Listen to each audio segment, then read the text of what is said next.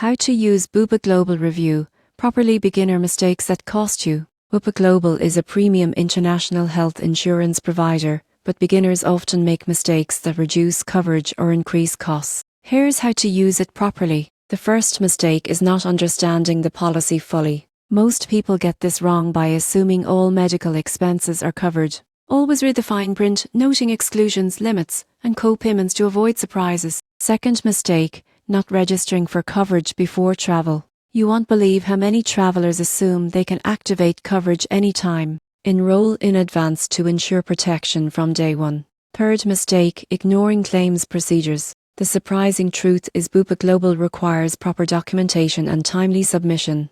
Beginners often delay or submit incomplete forms, which can lead to claim denials. Fourth mistake, not checking network providers.